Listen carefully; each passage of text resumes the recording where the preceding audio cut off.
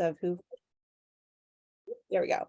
I'm going to do a quick poll in a moment to find out how long you've been using Mailchimp. So just, think about that while I'm going through the agenda that we've got in mind here. Gonna do a few slides. I may do a little bit of just me talking for Q&A stuff. And then I'm going to be doing some screen sharing of Mailchimp. So we'll go into Mailchimp so you can see what's what and how we actually do these things and look at the analytics and the reports and do the A/B testing. So you'll leave with that skill set. So I'll talk about why email marketing first, why Mailchimp, some of the best practices around A/B testing, analytics, and looking at the reports, how you can easily segment your audience in Mailchimp, and we will, it can really boost performance, and then we'll do a Q&A. I'll do a Q&A in between a little bit too before we go into the in back end of Mailchimp. But first, I've got a poll ready to launch, and I want to know how long you have used Mailchimp for. So I've got a few categories here: 0 to 3 months, 3 months to a year, longer than a year, and not yet.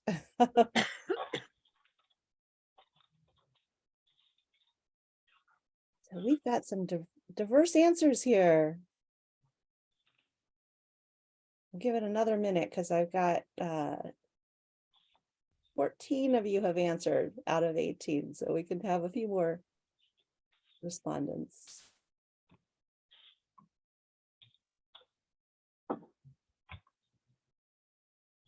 Okay, give you one. It looks like it's going to count down for 40 seconds, but I don't think we need that long. I'm going to go ahead and end it. If you want to vote, I'm going to give you 5, 4, 3, 2, 1. Okay. What's that? Can you guys see the We already results? got it. Can you all see the results okay? Yeah? Can I get a thumbs up if you can see the results? Perfect. Okay, so we've got a diverse audience here.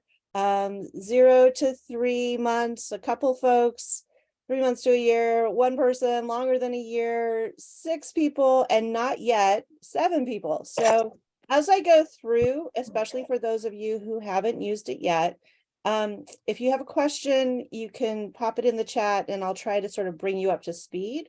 My guess is that there's enough of a range here that it'll be useful to all of you, especially the reporting and the analytics stuff.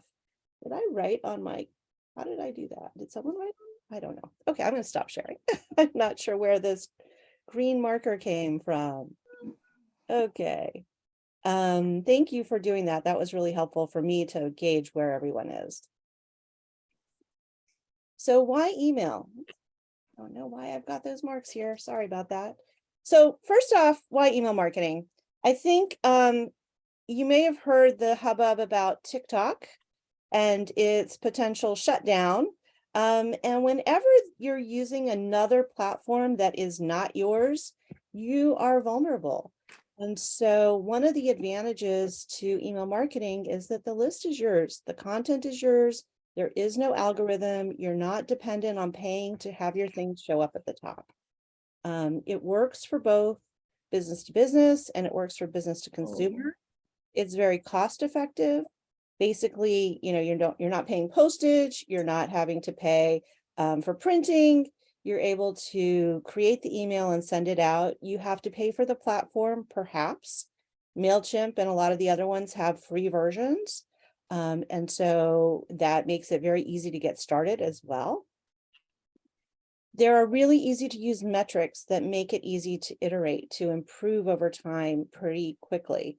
You'll know open rates, for example. You'll know click-through rates. You can even identify how many sales a particular email generated if you've got it connected to your data properly.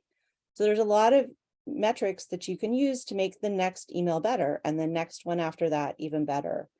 So those are a few of the reasons, and it can be customized per segment. And I'm going to talk a little bit about that. And it works. I found some data, 77% of marketers have seen an increase in email engagement over the last 12 months, and that was from a HubSpot report in 2022. So in my experience, it is almost always the lowest hanging fruit for a small business owner.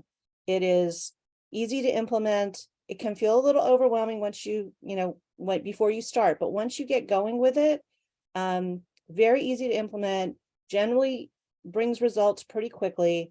And I think it's great. It's not as overwhelming to me, at least, as social media, where you're going to have to post really frequently. With email marketing, once a week, once a month can even be sufficient. So why Mailchimp? There are other ones out there. You may have heard of them, Constant Contact. I have a client who I just was mentioning to Beth and Bobby that they were just trying Beehive. Have another client who was using Mailchimp. We had to move her to MailPoet because financial services is tricky in some of the platforms out there. But I think that Mailchimp has got some of the best reporting out there, and it's very easy to segment. And then the A/B testing is super straightforward on most of the paid plans. So I think those are some reasons that, and it's free to start. Not all of them are free to start. So I think those are some reasons to really consider Mailchimp. There are a couple of cons. If you are doing a real specific conversion process for a lead generation or a thing you're selling, you may be better off with ConvertKit or ClickFunnels. But for most regular email marketing to prospects or clients, I think Mailchimp is really the best one out there. Admittedly, Intuit recently acquired them, and so there have been some changes. It used to be that your free version would take you up to 2,000 members, and the free version now is only up to 500 subscribers. So that's a shift that they've had since the Intuit acquisition. If you are one of those folks who's been using it for a really long time, even if you're still on the free version, you are kind of grandfathered into some of the features from way back when. I'm not sure how long this grandfathering is going to last. So since that Intuit acquisition, but I would say that, it's just, I think, it is what it is. It's still not that expensive relative to other small business expenses. And it's worth it to invest if that's what you need to do, because it's not really that expensive. I just saw a quick question here that I will answer from the chat. So MailPoet, if you have a WordPress site, you can integrate MailPoet as your email option. And that has worked really well for my financial services client. Okay, let me move on to the next slide. I tend to say this a lot to folks. It can feel overwhelming, right? Campaigns and audiences and reports. So what is she going to be talking about? It seems like all too much.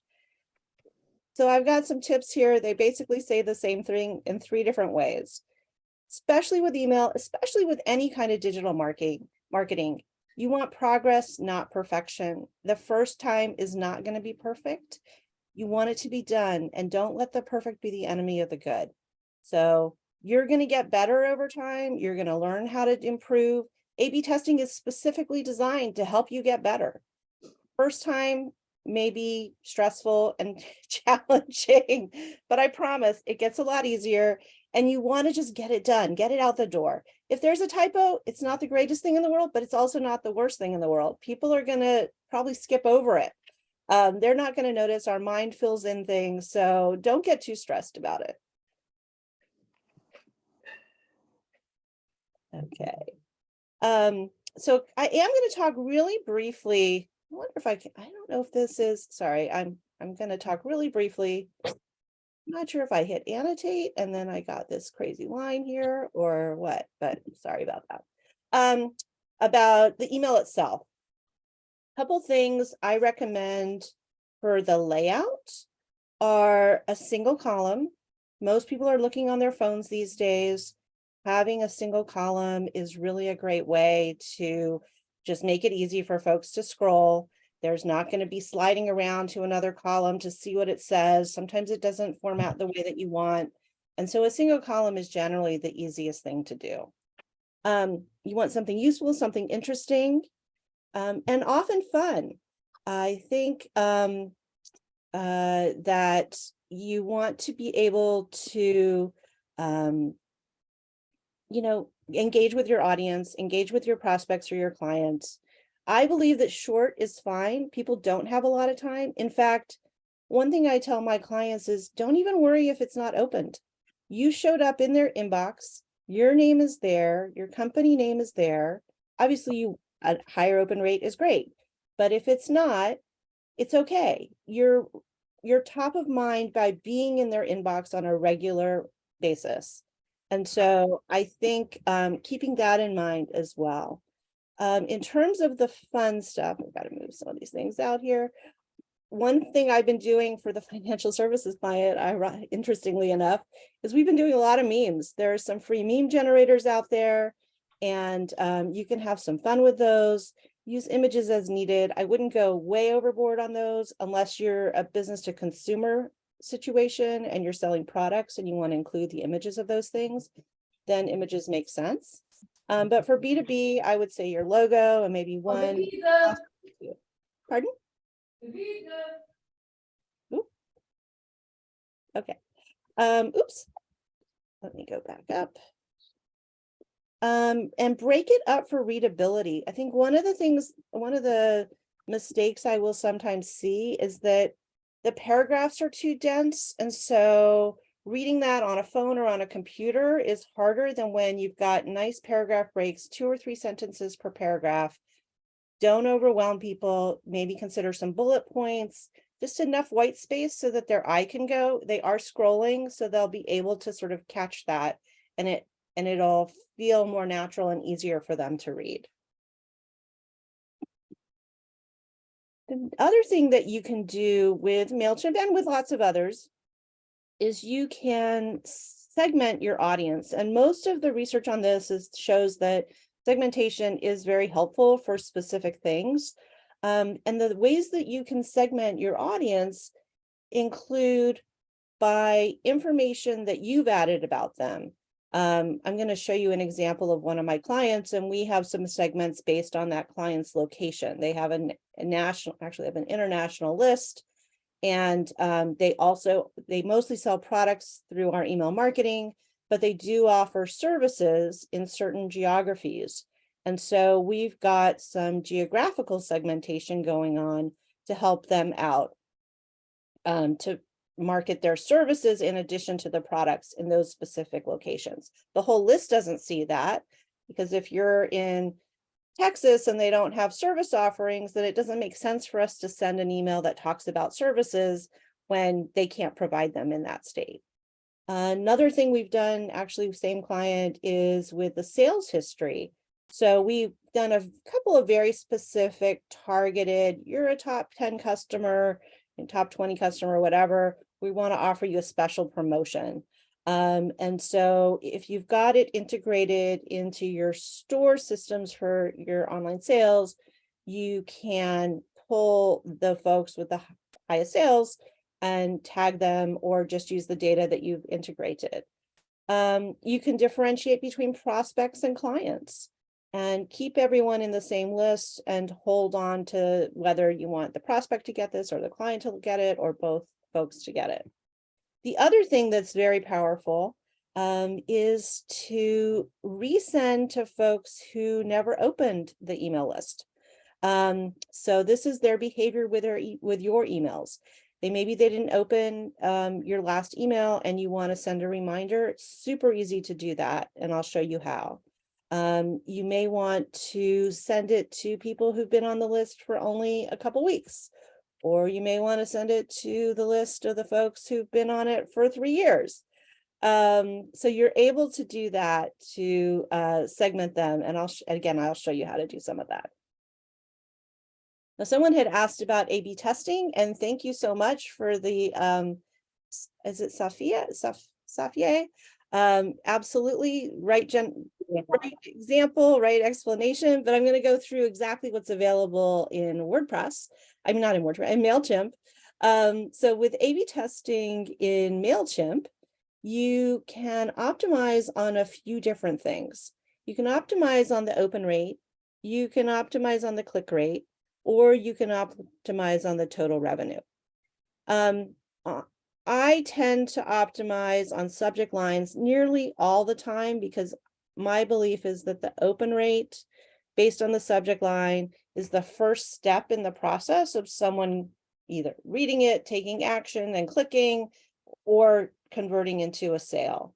And so if the subject line fails, then the rest is going to fail. And none of my lists or my client lists are really big enough to handle more than one anyway. So we only do one. And this is, in my view, just for most small businesses, subject lines are sufficient unless you get to the point where you really know what kind of response you're going to get based on your subject lines. So for example, I still mostly do subject lines, but in my experience, if you ask a question in the subject line, the open rates tend to be a little bit higher. Do you need a this, or what are you doing Tuesday? I suggested to someone that they use that as a subject line recently. Those kinds of things where it's like, oh, let me open this up and respond or see what they're talking about, tend to work a little bit better. But you'll learn that for your own audience. Each audience is different. You're able to do this test to find out what is going to resonate more. You can also do based on the content itself.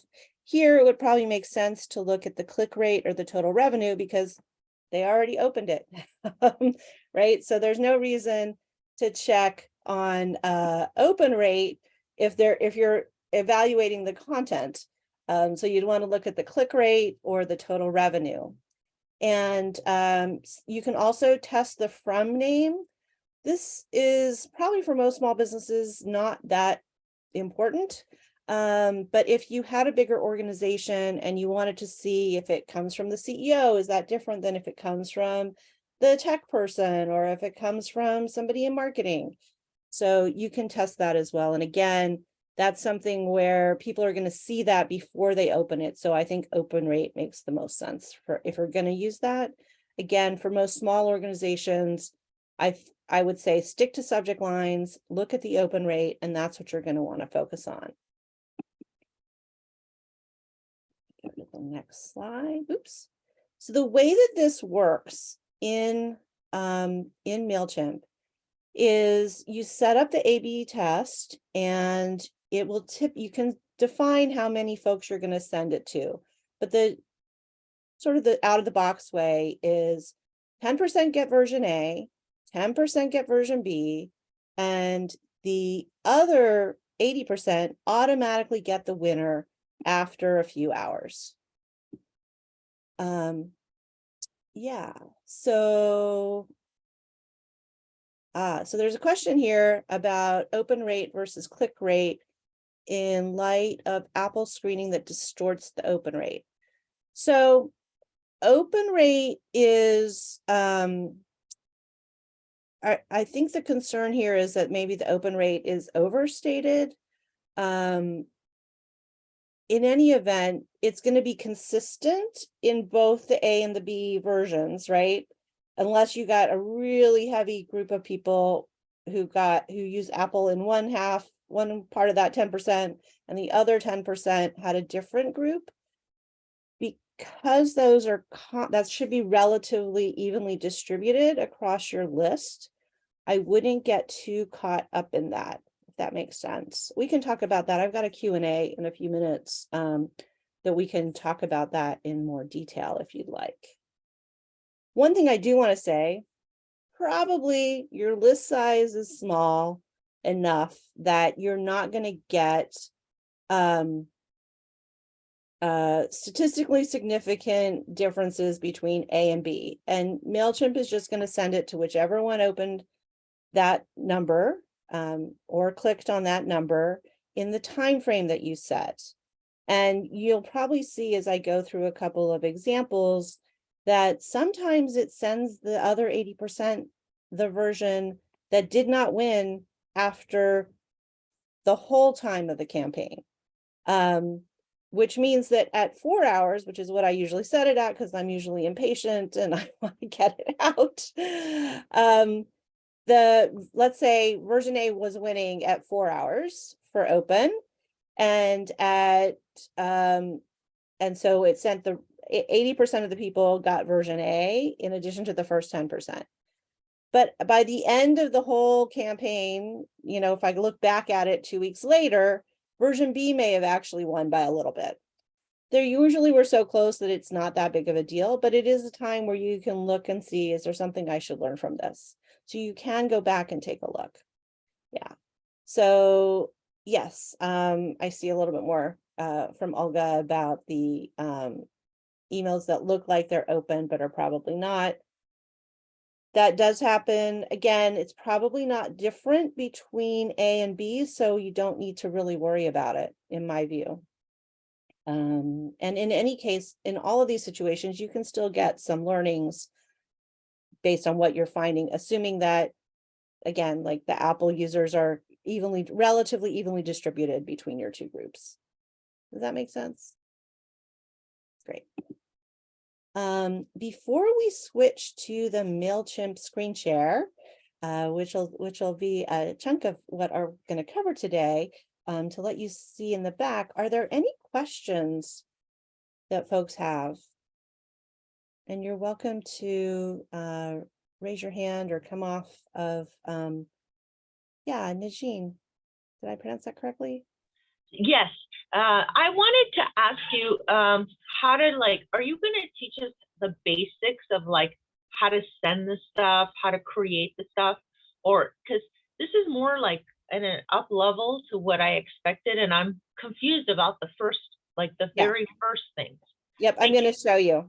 Okay, great. I'm going to show you. Yeah. Yeah, when we go behind the scenes and we're going to create a campaign, and you'll be able to see how to do that. Yeah. Other questions?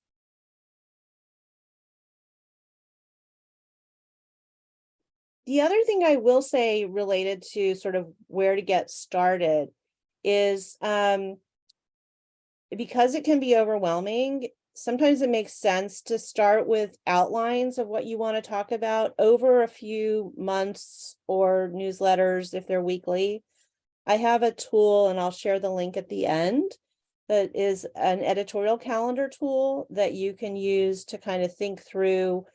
You can decide what topics am I going to talk about for each month, things to think about including in each of the emails. And also, if you want to use it on your blog as well, if you have a blog place, I encourage you to do that. One of the things with marketing is we have to generate a lot of content these days.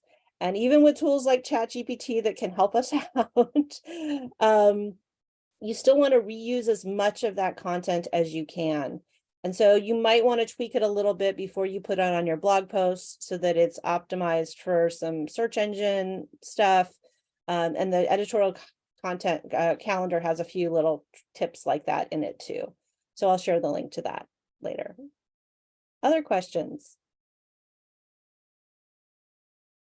Okay. Well, then I'm going to pop us into Mailchimp. So to this question about how to get started, I'm in one of my clients' accounts right now. So actually, I think I'm going to opt out of that and go to mine just so I can create something from scratch for a minute, and then we'll come back in here. And my last email was reminding my list about this event. When you land in, it tells you how many people got it, what your open rate is, what the clicks were, how many successful deliveries, total opens, etc. And the bummer of when you get an unsubscribe, I generally recommend do not set up email to tell you every time someone unsubscribes or subscribes, because it's just not worth it. Just go ahead and You know, you don't have to get notified. You can see it when you come in, because it's sometimes like, oh shoot, I lost someone. So keep that off. Okay, so when you're in, this is a free version, and so it doesn't have as many features, but if you're just starting, I'm going to show you this, and then we're going to go to the other account that's a paid version so you can see. So to create a campaign, you can click on create. Now you'll notice I don't have A/B testing here because that's a paid feature. So for a regular email, you're gonna just click here to start a regular email if you've never done one before. And we're gonna call this test. And I'm just gonna go through this relatively quickly because it's not an A/B. It gives you can choose who you're gonna send it to. Sorry, I have to keep moving this. One challenge with Zoom is always moving folks around. You're going to add your recipients. You're going to choose your audience. And I can speak to how you upload your audience. If you were going to segment them, you could create a segment here. You could look at your tags that you may have. And then you hit save there. You have your from email address. This gets verified when you set up Mailchimp, so it is kind of kosher. Bobby and I were talking a little bit about some of the things you can do to make it even more verified so that you have less of your emails ending up in spam. Then you put in your subject line, and then you get to design your email. And so, as I said, I generally recommend a 1-column format, super basic. So I go to the basic one when I'm creating something from scratch. Click on the basic one, and here you are. Again, I got to move all my stuff around. Sorry, this is particularly challenging. So you can pop your logo in here, and then you start to type. If you want to add other things, you just basically grab it from here. If I want a divider, I throw that in. And I say, now I have a little divider that makes it a little bit separated. So that's kind of the quick and dirty, how do I get it going right away? Once you've done the first one though, and you like it, what I generally recommend is that you never do this again. If you like that, what you created, again, sorry about this, I've got to get these guys way out of here again. I'm going to go back. And what I recommend you do after you've done the one that you like is that you just always replicate. You can see that there's a little drop down next to each of these emails, and you can replicate it. And what that does, I'll show you with this one, is it creates a copy, basically. And now what you can do is you can edit the design that you already have that you really like, and just you're changing out the copy in the middle once you do the first one. And so here what I did was I used the image that the chamber put together. I stuck that in here. I added my own content here, and I've got another call to action I have a community called Small But Mighty that I'll let you know about as well. I've got, I'll out Beth here. Beth wrote this to me. She's been a long time client of mine. Some other stuff, some links to things on my website, all my social stuff. And I don't have to redo most of that. I'm just going to change out the picture on the next one, change out the copy, and I'm going to leave a lot of this as is. So that makes it much faster to do the next one. So the first one might take you a few minutes, but as I said, to do the next ones, you're writing the copy, but you're not having to start from scratch on the template. Did that answer your question, Najeen? Maybe. Okay. Okay, I'm going to switch back now to my other client who has a paid account and has a lot more folks on it, and we always do A/B testing for them. And so you'll be able to see what we've got here. These guys have a bigger list, as I said. The last one, this one is actually in process right now. in its 4-hour A/B test. We sent it at 7:45 a.m. Hey, we might even get the notification. Well, we'll be done before 11:45. Sorry. But it'll send to the other 80% after that. So here's an example of the last one we sent last week was for a particular product that they offer. The open rate was 27.1%. We've been doing in the 27s a lot, 29, 27, 28 for a while. And I will say this is actually higher than it used to be. I've been seeing this across a lot of clients where open rates have gone up from what they used to be. Now, maybe that is the Apple thing, making it look like it got opened. But it definitely seems to have been a trend that we're seeing that the open rates are going up, and revenue maybe not as much, but clicks are looking pretty good, and the open rates definitely. So yeah, Beth's noting that the chamber open rates have gone up as well. So let me show you, if you have the paid version, I was showing you how to create a campaign from over here before. I'm going to show you how to create a campaign. This will take you to the same thing here.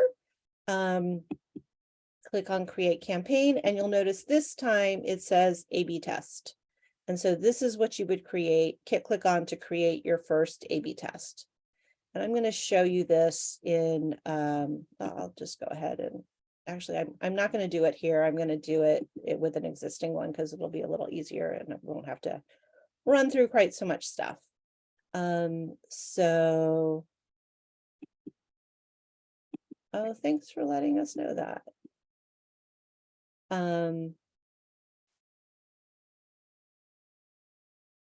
Okay, so here Can I actually go ahead. Does someone want to add something? So I replicated this one. Again, I'm gonna show you right here how you would segment that if you wanted to. You can click on segment or tag.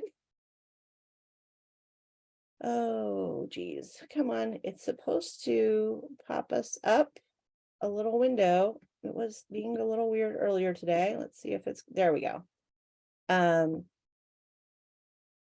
And we've got to create a segment or smaller audience. We can click there.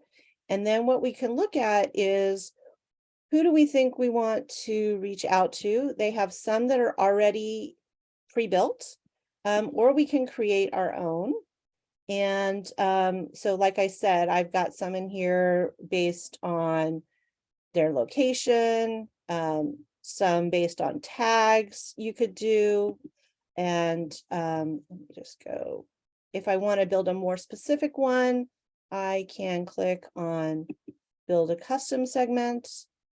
Oh, sorry, that is not what I want to do.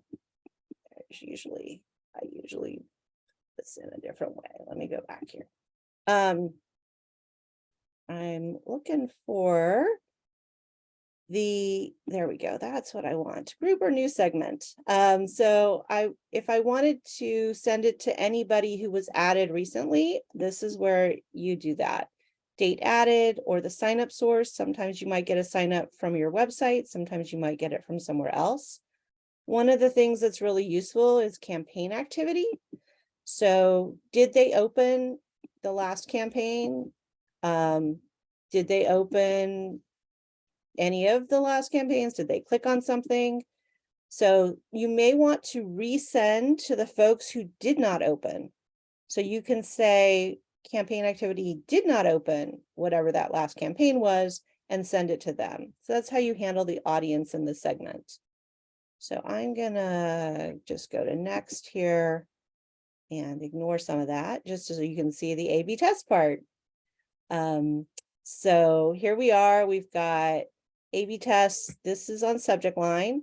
If I switched, right, if I can make that 0, I could also, as I mentioned, I can do it from the name of the person. I can do it based on the content. I can also do it based on the send time, but there's a tool already in Mailchimp for paid accounts that optimizes on send time, so I don't even include that for for the most part. So let's say we go back to subject line.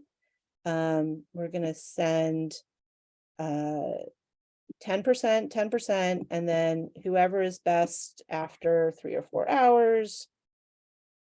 And we hit next. And here's where you put in the 2 different email subject lines. And then you hit next. And then you describe, you do the editing that you need to do in the email. Changing whatever you need to change in here. And you confirm before sending. So that's how you handle the A/B testing. I want to pause for a minute because I know I've been going super fast and I know there's some folks here who have not used Mailchimp before. So I'd love to get some info from y'all about what specifically, any other questions you have, because as I said, I know I've been going pretty quickly and want to get to anything you might have. Lisa, I have a question Yeah. for the segmentations. Yep. When a customer subscribes to your newsletter, are they able to self-identify certain segments, or is that manual input from you? So what you can do when you set up your audience, so let's say you were going to have a form on the website, you would go to sign up forms, and you can use these tools to create how they're going to sign up, and you can include some of those fields that you want to include when you go through this process. And that lets you add fields, right? There's other fields over here on the right-hand side that you can add. And I think you can see those, right? So you can collect that data and then you can use that when you're doing the segmentation. Does that make sense? Yes, thank you. Yeah. Yeah. So I'm seeing there's some questions here about newbies. Mailchimp itself has a ton of information on their website. And as you walk through anything, you'll notice they've got a help button down here. And so you can always use this to get some help and support.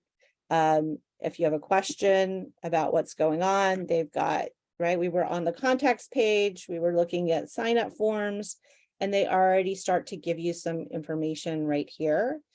They also have good information about just getting started.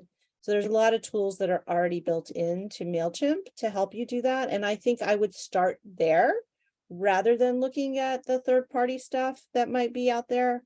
And like I said before, done is better than perfect. The first time it's going to feel a little overwhelming, admittedly. Choose the 1-column basic, throw your logo on there, write a few paragraphs. Maybe you don't even send it. You just are trying it. You send it to yourself.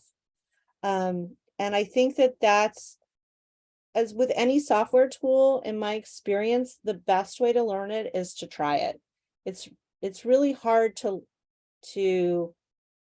learn it without having that experience of you're clicking around and you're trying this thing and you're trying that thing a little bit. So I think that is what I would recommend at the very beginning. I'm not sure if Beth doesn't mind. She was a newbie way back when, but now she is been using it for years, and she really has embraced it. So you can definitely get started. I see there's a question about weekly versus monthly. Actually, Nicole, do you want to, if you're comfortable getting on the audio, it would help me to get a little clarity around what you're asking. Oh, sure. Thank you, Lisa. We've been using Mailchimp for about a year. We Uh-huh. currently send our newsletter once a week, and I guess I'm looking for recommendations since I have a gal that helps me part-time with the newsletter. What recommendations would you have for, hold 1 to 2 hours per week to create that newsletter, maybe some extra time to maintain the newsletter, like, being a busy small business owner and wearing all the hats. Do you have recommendations around that? Yeah. So I just stopped the share because it was I think it could be a little overwhelming to have that while we're talking. I think that what I found is that the more you do it, the more efficient you get. And so you'll probably find that as well. And probably after the year, you've even seen that you've gotten more and more efficient. I think also thinking about how you can leverage the content, whether you're only using it in the email or whether you can use it on social media as well, or in your blog posts to help with search engine. I don't recall, what's your business or your industry? Catering, food service, hospitality. Okay. So, yeah, I think that might be an example where you actually go the other direction. Generally, I recommend do the email first and then do social. But I'm sure you guys have amazing photography of your product. And if you're posting that on social, you might even think about, like, this week on Instagram, and then here are the 3 things that were the most popular. I've done that with some other clients where they are really big on Instagram. They have huge followings for a lot of their reels. And we would basically take the most popular reels that they did and turn it into the email. Not usually the direction I go, but that's what we were doing. And it was very effective because we knew it was already tested in the Instagram world as being popular. So let's send that to the email list, which might not be on Instagram. So it depends on if your audiences are fully overlapped. They're probably not. And so I might consider going in that direction, and that would save you a significant amount of time, I think, to do it that way. And I think in terms of maintaining the most maintenance is really on maintaining your audience. As you get new clients, making sure you have a good process for bringing those people onto your email list, into the audience on Mailchimp, and probably tagging them. Are they a client? Are they a prospect? Are they just an interested person? And that way, you know how you might want to differentiate what you send to each of them. Some things may go to everybody, but some things you may want very specifically, especially if you've got a more national list that grows over time versus the local clientele that you might need to be serving. Does that make sense? Yeah, thank you. Welcome. So Barbara's asking, what frequency do you recommend? So most of the research shows that it really doesn't matter what frequency, as long as you're consistent. And I would say, I think at least monthly, although I do know some people who do quarterly, but I think at least monthly is good, both from a, when you're a solo person, if you have to relearn something every 3 months because it's not top of mind anymore, and you have to go back in and like, oh shoot, how did I do that 3 months ago? That feels a little actually less efficient than just doing it monthly. And so you're getting a groove with it, and that's what you do. Weekly is also great. Depends on your audience and what you've got to say to them. I think, Nicole in a catering business probably has stuff she can send weekly pretty easily. And those of us who do consulting, it may be harder for us to come up with stuff to send every week, although I mostly can do it. So those are my answers. It does depend on your audience, but again, consistency is what matters. The unsubscribe rates tend to be much higher when it's very sporadic, because people are like, I don't remember how to do that. I don't remember who this company is and why I signed up for it. But if you send it regularly, then they know you and they remember you. Other questions?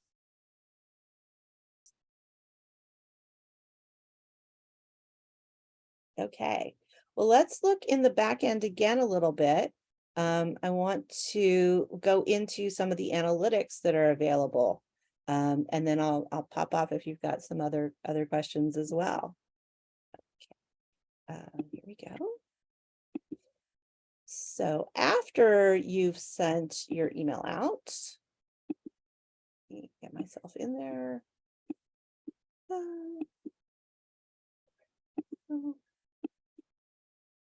There we go. Let me go back to my campaigns page. So there's a couple, as always, with a lot of this software, there's more than one way to get to something. I come to the campaigns because that's usually how I'm thinking about it, but you can also look at the analytics tab, which is very similar.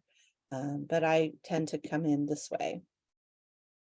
So let's say I wanted to look at this one that went out a couple weeks ago. I click on view report and I'll get the quick summary, right? There was over 6,000 recipients. It was tested on 20% of them. We tested the subject line. We went with highest open rate. The overall open rate was 27%. And here we get kind of, again, higher level summaries. And in this case, the open rate was higher the whole time through. Not the winner was number 2. And it was higher both before it was sent out, because it was the winner, and then after it was sent out, which is great. So 621 people got version 1, 620 got version 2. Version 2 was the winner, so the other 80% all got this. And you can see that we've got data here on who opened it, age ranges. These are, are they accurate to a high degree?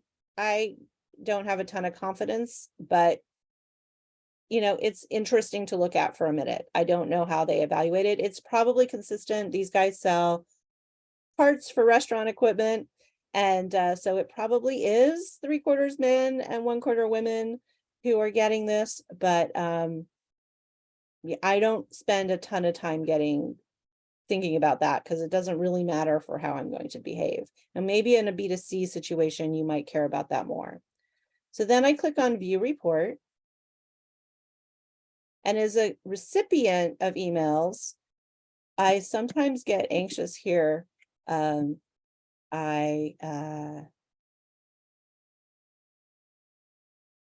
see.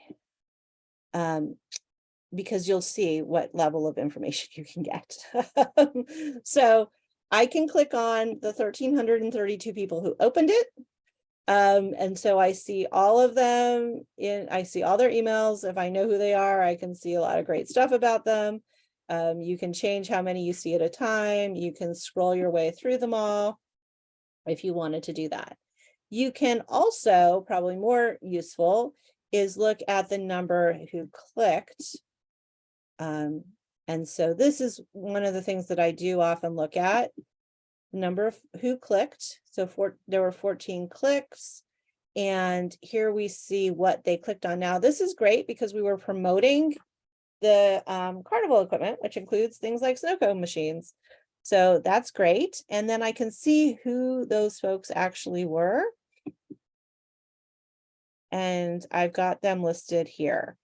And so if I had a sales team, I may say to my sales team, let's go follow up with the people who clicked and didn't buy, right? That's something where, they had some interest, they took a step, but they didn't actually make a purchase. Do we want to follow up with them? Let's do a check-in. Hey, are you still interested in some of our carnival, in our snow cone machine? You have to balance that. Some people might think it's creepy if you came right back at them like, hey, you clicked on our snow cone machine. Do you want one? So you need a little bit of balancing there. You can also make that a segment of itself and send to them another Mailchimp email with a reminder. And you've gotten these yourself, right? Reminder, we know you looked at this. Do you want to consider it? Their store platform is Shopify, and it does some of that for them. So we don't tend to use it through Mailchimp because Shopify has some of that. But it is a useful thing to look at if you want to find out who is really interested in what you're offering right now. Does that make sense? Great. So those are a couple of the things that I look at right away, and to see who's clicking, are they the same people? Another thing I will show you, let me go back to the test results real quick. If I look at the folks who opened it again, I want to show you another thing in here that's kind of interesting. So you might have noticed that there's this member rating in Mailchimp. If you've been using it for a little while, there's this member rating, and like this person has 5 stars, but this person only has 2 stars. This person has 3 stars. You'll notice typically folks will have more stars when they've been on your list longer and they've opened more emails. If they've been on your list a long time and they've never opened an email, then they're going to get a 1 or a 2. They didn't unsubscribe yet, but they're not particularly active and engaged. But that's what this member rating is giving you an indication of, their longevity and their likelihood to engage with your emails that you're sending. So another example here, you could segment based on that field. If there are people who are really engaged and you want to offer them something special, you could send them something like that and do that segmentation, send them something special. They're different than the folks who are 2, unless the folks who are like this 2, they were only subscribed in this past October. So they still have time to grow their member rating. But if someone's been on here for a while, like these guys have been since October of 2020, and they're still only a 2. They're on my list. They're not paying much attention. They're less of a active client, active recipient than some of the other folks. So it's something to notice and to think about, do I want to do something special for the 5s or the 4s? That makes sense? Great. Okay. I think a couple things, this shows you, as we saw, the click performance. It shows you a few other items. I generally tend to focus on both the click performance and the ratings or the activity to see what's going on. So Beth is asking if I ever recommend purging low-rated subscribers, especially when your plan is based on subscribers. So the first thing I recommend doing if you're getting close to kicking into a new category, and I actually need to do that for this client, I haven't yet done it, or I haven't done it in a while, is notice this has 11,214 contacts, but only 6,000 of them are subscribers. The first thing to do is archive those other 5,000 people. And then they're not counted. They're in your contact level, but they're still accessible to you if you ever wanted to access them. And so you can create a segment that is non-subscribers and then archive that whole segment. But it's available to you if you needed it, but it's not active, and so it keeps you at a lower level on here. Yeah. Otherwise, I don't really recommend purging the low subscribers, just because, as I said, even if someone doesn't open your email, you're still top of mind for them. You're still showing up. And if they are thinking, oh, I want to go to that chamber event, what was it again? Let me go find it. They might go look for it and find it and take the next action. For a lot of small businesses, it's good for them to be top of mind in the inbox in a regular way. And so I generally wouldn't recommend purging someone who is currently a subscriber, even if they're low rated. I might recommend doing something special for the more engaged people, because they're more likely to actually take advantage of it. So yeah. Good. Other questions?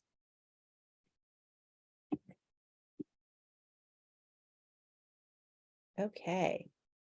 Well, I think what I'm going to do is I'm going to stop sharing this and go back to the presentation and do a couple of, start to get into the wrap up a little bit. And of course, do any questions that you might have as well.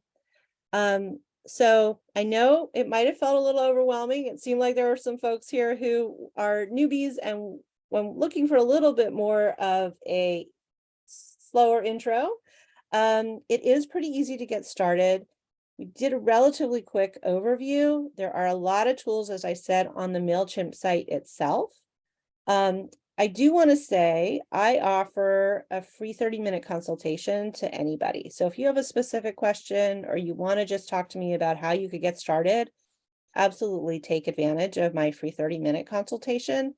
And you can either go to my website, marketingu.com, and you'll find a link there, or you can just email me at lisa@marketingu.com. I also have what I call my email marketing mastery package for people who don't want to do it themselves, who want someone to just take it on for them. I have a couple different levels of that. Again, on my website, under my plans and programs, under the do it section. My tagline is learn it, do it, profit. So I have, learn it and do it as my categories on my website. So that's for folks who want to send something out monthly or weekly, and they want a collaborator who can help do the first draft and take care of the technology piece of it.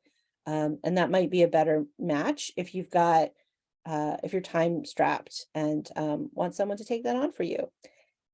The third thing I have listed here is I recently started a small but mighty business community online. It's using the Mighty Networks platform, and we have 2 call-in sessions a week, so you can get questions answered there as well. And I've got a free 30-day trial if you're interested in that. Again, email me. And then I had mentioned the editorial calendar template, so let me show you that. So, and I can send you guys the link to this as well. Thanks, Beth. Let me grab this here and I'll pop this in here. This is the editorial calendar. I generally recommend kind of just brainstorming free form with ideas that you might have, and writing all those down. There's a couple of, let's see here. Let me click on use template, it'll be easier. Okay. So some of the things, the ways that I think about this, I know this may have come up a little bit. Make this a little bigger so y'all can see it. Oh gosh, there we go. Moving you all out of the way. Okay. Hopefully you can see that now. Yeah, okay. Gotta move all the things out of the way. So I recommend and this came up a little bit in one of the questions, there's the idea in marketing that people have to know you, like you, and trust you before they buy. And so if you think about all of your marketing in that context, and specifically your email marketing, you want people to get to know you. And some things that you can do to help that are to talk about calendar items, shows, workshops, speaking engagements. That gives them an idea of what you're up to in the world and gets them to kind of know and like you, hopefully. You can also share other people's content that may be relevant to your audience. And I encourage that as well. If you, in particular, if you're the lifestyle brand yourself, sharing your own life, your own travels, all of that good stuff can be really great. And even if you're not, my experience is that sharing some of that, maybe 10-15% of your total on what you're up to as a person, is still really great. I will never forget, years ago, I was following David Allen, who wrote Getting Things Done. Some of you may be familiar with that book, on Twitter. And he tweeted about being in his bonsai garden that day. And I was like, wow, that's really cool. He has a bonsai garden and I had no idea. His marketing was generally it was very professional. You know, he's a consultant for helping people be more productive. But I still remember the one where he talked about his bonsai garden when he lived in Ojai. So those are the things that make people connect with you in a different way. So I definitely recommend including some of those sometimes. Then you've got building the trust, tips for your clients, examples of client success and testimonials, your credentials. I've seen this lately, people posting, I just got certified in A, B, or C. And so that builds people's trust in you. And then if we're all in business and we want people to buy things or join us on something. And so what are your current offers? What are your upcoming promotions? This call to action to buy something, I would say you don't want to do that all the time. You want to balance it out across these three categories, but it's obviously important. And you might want to include, obviously you're going to include your website on everything. I encourage you to include some kind of call to action in every single email, whether that's something free you're offering or something paid you're offering. And then start to think about, when are you going to do this? So you brainstorm about the topics. These were some hints to get you started on that brainstorming. And then when are you going to do each one? Start to flesh out. I'm going to talk, for example, I know I'm teaching a class in May. I help with this class usually a couple times a year, depending on pandemic. And it's in France, and I'm excited. And so I'll probably mention that as something coming up. I'll probably do that in April. I'll be out of town. I'm going to help with the class again in France, in Fontainebleau. And I'll talk about, some of the things that happened there. So that's an example where I could sketch that out. As you saw, I sent an email about this workshop that we're doing right now in my email last week. So you can start to sketch out all of your ideas that you have.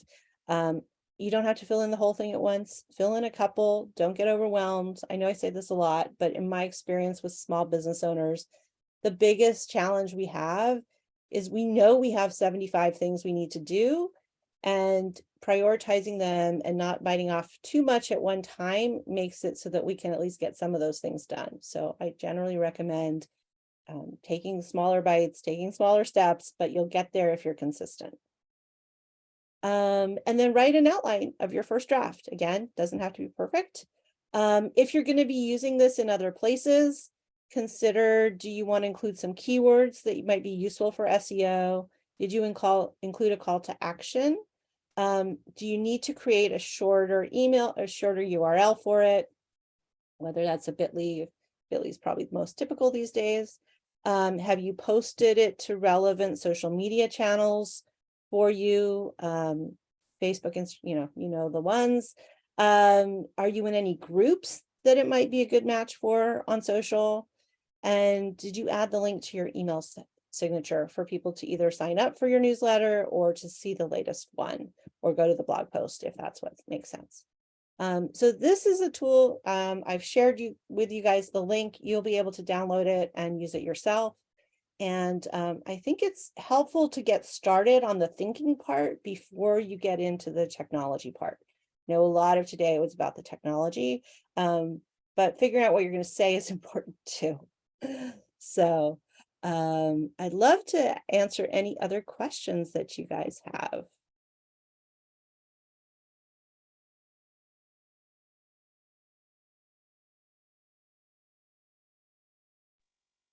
Well, you answered all of my questions, Lisa.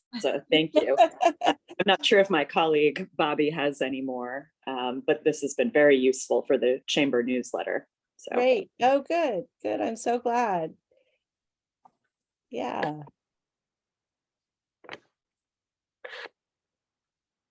Yeah, Beth. Yeah. Thanks for teaching about the segmenting and I didn't understand how that worked. So I really appreciate that it goes to 20%. It's like a 4-hour. I mean, that The was AB. Yeah. Yeah, it was super interesting to me. I'm sure when I get in there, I'll go, what did she say? But it's a really interesting tool, and I don't think I've used it at all this time. So I really appreciate that. That's great. Yeah, Yeah, thanks. it should be available. You're now on the paid one. Yeah. Yeah, so you'll So- definitely be available to you.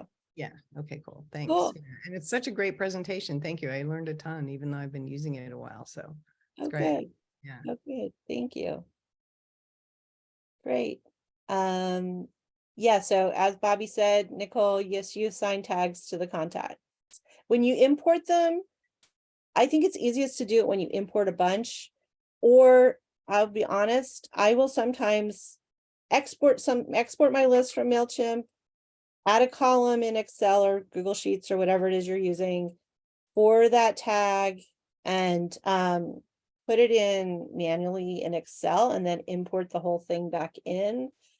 It's a little easier to navigate sometimes if you're doing existing audience members, to handle that in Excel where you can copy and paste a lot easier and then bring them back in and do an update. Does that make sense? What Lisa's getting at right now is that the easiest way to update contacts as a batch and to assign tags to people who are already in your mailing list is you can re-import them and add that tag as a column, and it will only update that column without changing anything else about that contact. Yeah. So you can add a tag as an import to an already existing contact. Exactly. You can add, yeah.